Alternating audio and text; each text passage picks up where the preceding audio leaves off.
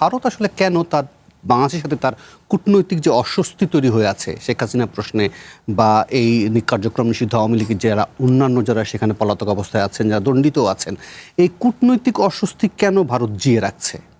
Because Bharat জিয়ে রাখছে তার কারণ হচ্ছে শেখ হাসিনা যতদিন, ইন পার্টিকুলার শেখ হাসিনা যতদিন ভারতের কাছে আছে, ভারতের কাছে একটা অনেক বড় অস্ত্র আছে।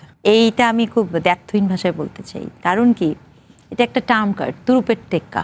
এই টার্ম কার্ডকে আপনি যে কোনো সময়ে, যে কোনোভাবে, যে কোনো ক্ষেত্রে ব্যবহার করতে পারেন।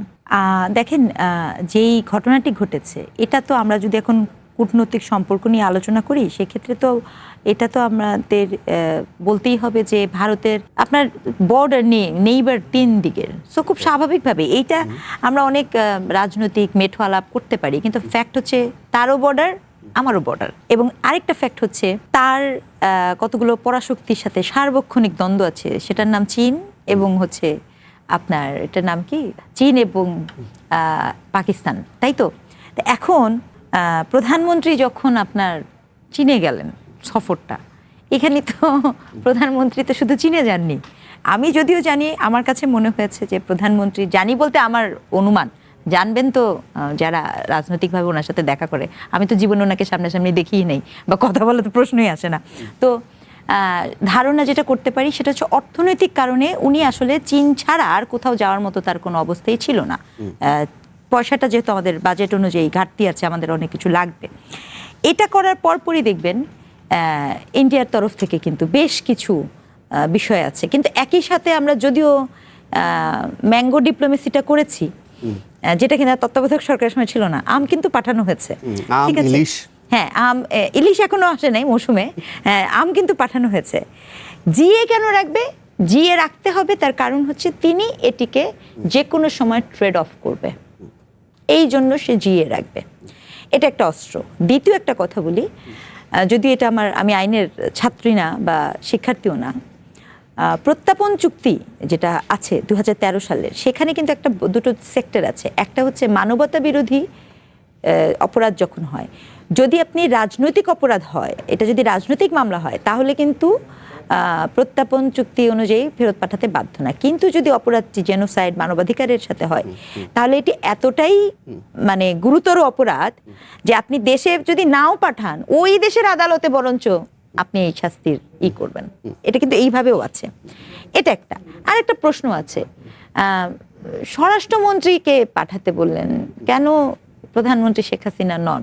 এটাও আমার একটা প্রশ্ন। এটার উত্তরটা যদিও আমরা অনুমান করতে পারি। কেমন সেটা?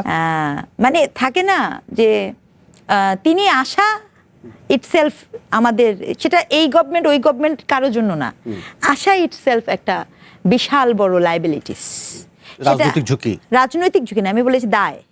মানে ঝুঁকির থেকেও কিন্তু দায়। আপনি তাকে তার কার্যক্রম কন্টিনিউ করা বা তার আদালতে শাস্তি করা, সবকিছুর সাথে কিন্তু আমার নিরাপত্তার প্রশ্ন যুক্ত হয়ে যায়। এটি কিন্তু যে সরকারি থাকবে তার জন্য কিন্তু এটা খুব বড়। আমরা কি শেখ হাসিনা প্রশ্নে ভারতের অবস্থান ক্লিয়ার? মানে জয়শঙ্কর যেভাবে বলছিলেন যে শেখ হাসিনাকে তারা ডেকেও আনেননি, তিনি নিজে আশ্রয় নিয়েছেন এবং পুরোটাই নির্ভর করছে তার উপরে, ফলে তিনি যখন চাইবেন তখন চলে যাবেন, ফলে ভারতের অবস্থান তো তার দিক থেকে পরিষ্কার। ফলে তার জন্য তখন অনেক সহজ বিষয়গুলো, যে কূটনৈতিক যে অস্বস্তি সেটা দূর করার।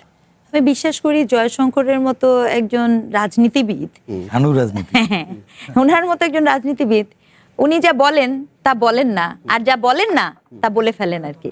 তো এখন আপনি যদি তার বলার বক্তব্যগুলোকে ওভাবে আমরা দেখি, রিড করতে চাই ওয়ার্ড টু ওয়ার্ড, সেটা আমাদের জন্য ঝুঁকিপূর্ণ হবে।